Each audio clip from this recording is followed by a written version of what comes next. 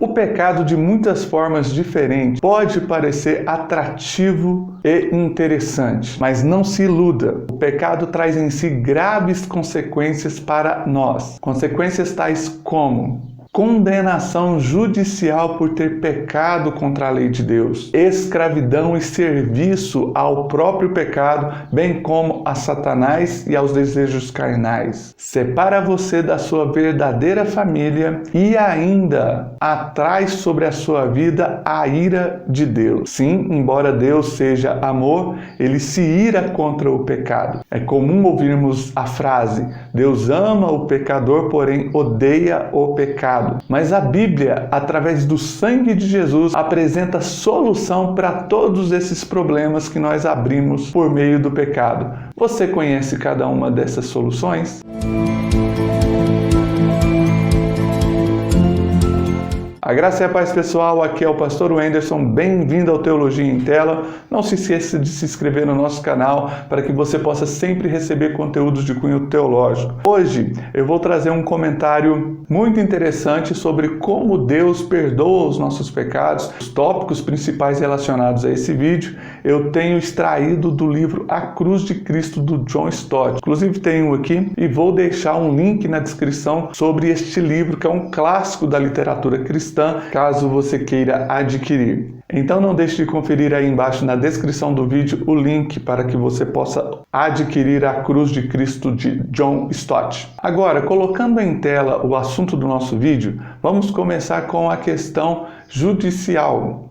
Quando nós pecamos, nós desobedecemos à lei de Deus. O Senhor deu uma ordem dizendo que nós não devemos pecar. A alma que pecar, esta morrerá. Ele disse a Adão lá no Jardim do Éden que ele não deveria comer do fruto do conhecimento do bem e do mal, e se ele o fizesse, ele morreria. De fato, houve um pecado de desobediência quando ele tomou do fruto e o comeu, e foi por isso que a morte física entrou na humanidade. Houve uma desobediência à lei de Deus.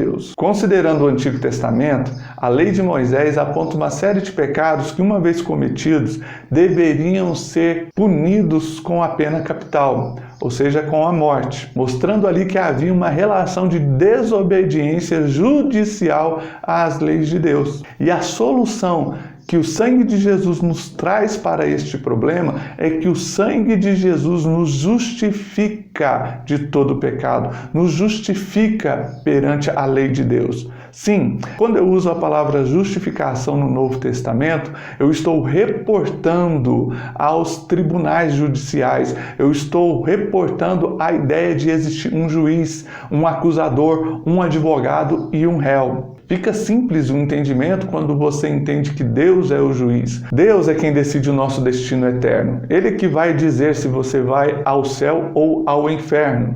Porém, existe um tribunal pelo qual nós passamos, um tribunal espiritual. E diante desse tribunal, quem vai te defender é Jesus. Quem vai te acusar é Satanás, você é o réu. E o fato é que você chega já perante esse juiz condenado. Os seus crimes, eles são passíveis de condenação à morte eterna. E não há como escapar da condenação. Agora, o seu advogado, que é Jesus, ele vai te substituir nessa condenação e ele vai morrer a sua morte desde que você demonstre fé em Cristo e decida deixar com que ele substitua a sua vida. Isso significa que quando você entrega o seu coração a Jesus, que quando você entrega a sua vida para Cristo, agora ele vive em você e você vive nele, e ele vai ser a pessoa que vai ser condenada em seu lugar. Ele vai te substituir. Ora, o fato é que Jesus já pagou o preço desse pecado. Sim, havia um pecado, sim, havia uma lei, sim, a lei precisava ser cumprida, a lei precisava ser satisfeita, e ela foi plenamente satisfeita em Jesus, porque Jesus morreu. Jesus foi crucificado e morto para nos justificar perante o tribunal divino. Agora, uma coisa é muito importante pontuar. Aquele que não está em Cristo, ele não vai conseguir receber o perdão judicial, porque ele é um pecador e ele não vai ter a condição de oferecer uma morte, um sacrifício que lhe impute o perdão dos pecados. O único que pode fazer isso é Jesus, porque ele nunca pecou. Neste caso, o acusador sairia ganhando e Deus, quando batesse o martelo, declarará o réu culpado. Pois bem, a primeira solução é a justificação pelo sangue de Jesus. Agora ainda existe um porém, existe um problema. Nós somos escravos, uma vez que somos pecadores. O próprio Jesus diz que aquele que peca é escravo do pecado. Ora, se somos escravos do pecado, escravos de Satanás, escravos das circunstâncias mundanas, como nos livrar?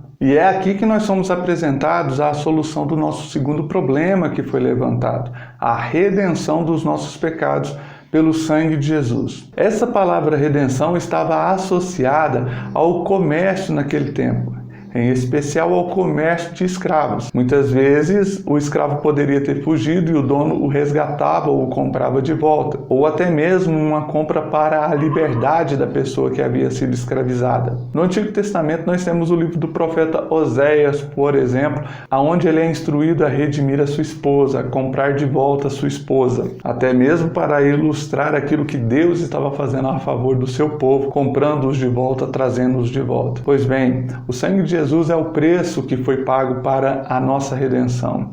O sangue de Jesus derramado no Calvário nos compra de volta para Deus, compra de volta o direito legal que Deus tem de propriedade sobre as nossas vidas. Antes do preço ser pago, éramos escravos do pecado, escravos de Satanás, escravos do mundo. Porém, quando Ele nos comprou de volta para Ele, deixamos de ser escravos do pecado, do mundo de Satanás e agora somos novamente escravos de Deus, somos propriedades de Deus. Sim, a palavra correta é essa.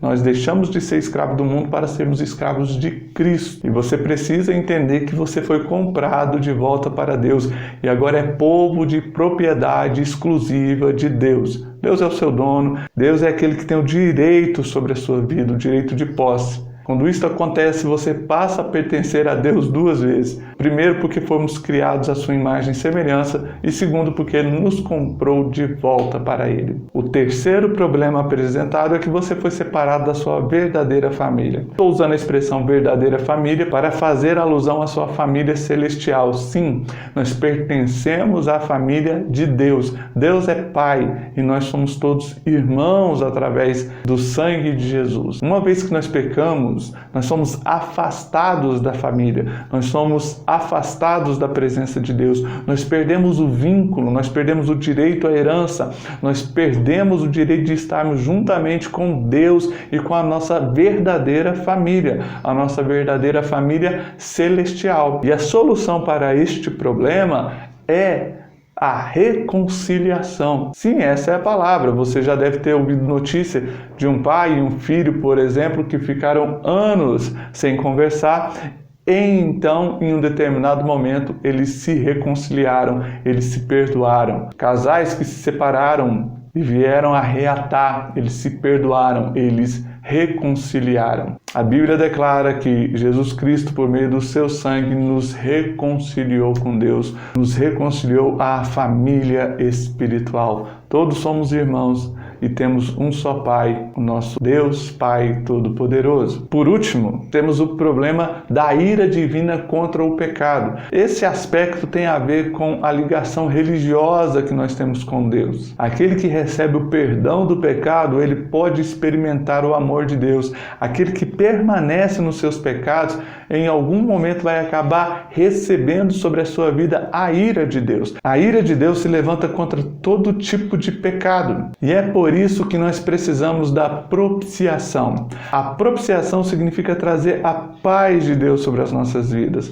É você poder ter acesso livre ao Senhor seu Deus, sem correr o risco de receber sobre si a ira de Deus. Nós temos a propiciação pelo sangue de Jesus. A ira de Deus foi apaziguada. Agora ele tem paz com a humanidade através do sangue de Jesus. Ele tem paz com aquele que crê, ele tem paz com aquele que purificou o seu coração através do sangue de Cristo Jesus. A ira de Deus foi aplacada na cruz. O sangue derramado de Jesus Cristo trouxe a tão almejada paz que a humanidade precisava ter com Deus. Então nós temos aí 4 aspectos importantes que nos traz a salvação. Nós somos justificados pelo sangue de Jesus Cristo, também fomos redimidos através do seu sangue, comprados de volta para Deus. Fomos reconciliados à família celestial, agora nós somos filhos de Deus, Ele é o nosso Pai e também temos livre acesso ao seu trono. Podemos orar mediante o sangue de Jesus, diretamente a Deus, sem a necessidade da intervenção de um sumo sacerdote ou de alguém que ore em o nosso lugar, em o nosso favor. Não precisa. Através do sangue de Jesus, nós temos livre acesso à sua presença e ao seu trono. Amém? Espero que esse vídeo tenha enriquecido o seu conhecimento teológico sobre a cruz de Cristo. Esse livro, A Cruz de Cristo, de John Stott, é um livro muito bom, muito importante para a nossa vida cristã. Portanto, eu o recomendo. Dá uma olhada nele aí na descrição do vídeo, caso queira adquiri-lo. E não se esqueça de se inscrever no nosso canal. Que a graça e a paz do nosso Senhor Jesus seja sobre a sua vida. E até o próximo vídeo. Tchau!